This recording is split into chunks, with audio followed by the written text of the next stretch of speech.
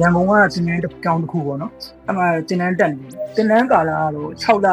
လက်2လပေါ့နော် intention 2လတော့စာရလို့ပြောပေါ့နော်သူကကျောင်းတင်နန်းပြီးသွားရင်စင်ကူကဟိုဒီလိုမာလေးပေးမယ်လို့ပြောတယ်နော်ကျွန်တော်ကတင်နန်း8လပြီးသွားရင်လုပ်ငန်းဝင်နေမို့ဟိုနိုင်ငံတော်အဓိကသွားခြင်းဒါပေမဲ့ဒီတွင်းမှာအရင်လုံးစပြီးတော့ဟိုတခုဟိုတယ်မှာတခုဝင်ပြီး experience ရပြီးတော့မှနိုင်ငံထွက်တင်တာဒါမှမဟုတ်တင်နန်းပြီးရတယ်ကျွန်တော်နိုင်ငံထွက်တင်တယ်နော်အဲ့ဒီဒီဟုတ်ကဲ့ပြီးတော့တခုပေါ့နော်ကျွန်တော်က experience က job experience ကရှေ့မှာ8နှစ်ကာလကဟိုအစိုးရဝန်ထမ်းကျွန်တော်လုပ်ခဲ့တယ်ပေါ့နော်အဲကတော့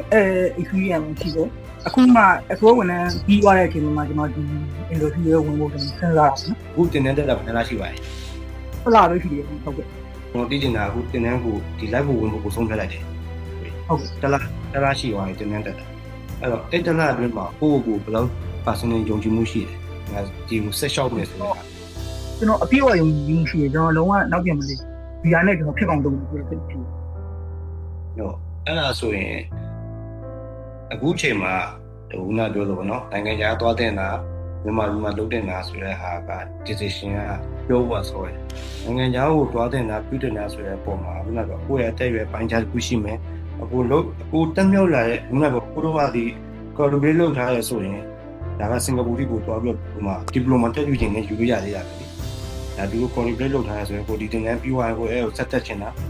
ဒါလုပ်ချင်တယ်ဒါအခုရဲ့ decision ပုံမှာမူတည်ရဲ့ကိုရဲ့ဆုံးဖြတ်တော့အခုဒီရှစ်လအတွင်းမှာတော့ကိုစိတ်တဲ့နဲ့တက်သွားလိမ့်မယ်ပြောကြတာမဟုတ်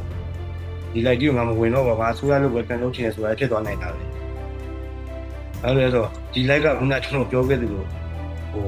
ကျွန်တော်ကအရင်လုပ်ချင်လို့ကကျွန်တော်ဒီအောင်ဖြစ်အောင်လုပ်ပါမယ်ဆိုပေမဲ့တက်ခေါက်သွားတယ်အများကြီးပဲမလွယ်ဘူးဒါကိုအစိုးရလုပ်ခဲ့တဲ့လုပ်နဲ့ဒီလုပ်နဲ့ဆိုတာအများကြီးกว่าအများကြီးကြီးပြောกว่าဘလို့အစိုးရလုပ်ဆိုတာမိဘူးမကန်ရဘူးတီဘူးမကန်ရဘူးလုံးထဲမှာထိုင်ရတာမတူဘူးဒီလောကစိတ်ကောကိုယ်ရောကျမ်းမာလည်းဖြစ်တယ်ဒီမှာမလွယ်ဘူးအဲ့တော့အခုဒီကိုယ့်ရဲ့တင်တဲ့8လပေါ့နော်8လအတွင်းမှာ4လလောက်ထိကိုတက်ပြီးသွားတဲ့အချိန်မှာအခုကိုပြန်မေးကြည့်ဦးငါဆက်လျှောက်တင်တာဆက်မလျှောက်တင်တာငါတို့ငါဒီထဲကငါ passion ဘယ်လောက်ရှိတယ်100ရှိတာ50ရှိတယ်ဘာလို့မလွယ်တဲ့ကိစ္စမဟုတ်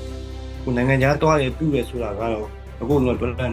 လွယ်လေးဒါတက်ပြီးသွားရင်နိုင်ငံခြားသွားကောင်းတာဟောသွားနိုင်ငံခြားသွားမြန်မာနိုင်ငံနေနေကိုပြလိုက်လွယ်လေးဒါပေမဲ့အခုရဲ့စိတ်ကိုတခြားဆုံးပြသွားပြီးသွားလို့ကိုဖြစ်လာနိုင်လားဖြစ်မလာနိုင်ဘူးလားမသွားခင်မှာတခြားသုံးစားတခြားလိလာခုနအစတူတူတင်းတက်ပြီးသွားလို့ဒီရီယာကရှက်ဖြစ်တယ်တင်းတက်ပြီးတော့ရှက်မှဖြစ်တယ်ရှက်လာတင်းဆိုရင်၄လအထိကိုဆက်သွားကြည့်ဒါဆက်ရှောင်းနိုင်ပါမလားခုနိုင်ပါမလားဆက်ရှောင်းနိုင်တယ်ဆိုရင်ကပြောလို့ပေါ့နော်ဒီပလိုမာတက်ချင်းဒီပလိုမာတက်ဘုံစင်ကာပူနဲ့ခေါ်ပြီးတော့နောက်ဆုံးပြန်စင်ကာပူတိသွားပြီးလှုပ်ချင်တယ်လှုပ်လို့ရပါတယ်နော်အဲ့ဒါလေးကိုတခြားစဉ်းစားနေတယ်မဟုတ်ဖြစ်စေခြင်းလို့ပြောကြတာအခုလို့စိတ်ခိုင်မှလို့ဘာလို့ကျွန်တော်ကခုနပြောအစိုးရရုံးနဲ့ဒီရုံးနဲ့မတူရွေးချယ်ရဆိုတဲ့လမ်းကိုကမှန်မှပဲဟုတ်တယ်မှာလေလမ်းမကြီးရောက်နေတော့မဟုတ်တော့ကိုကရှောက်တဲ့လမ်းကိုရွေးချယ်တဲ့လမ်းမှန်မှဆိုမှန်မှလေဆိုတာကျင်းနေမှာကိုကတိုးတက်မှာတိုးတက်စေချင်တော့နောက်ဘူးနော်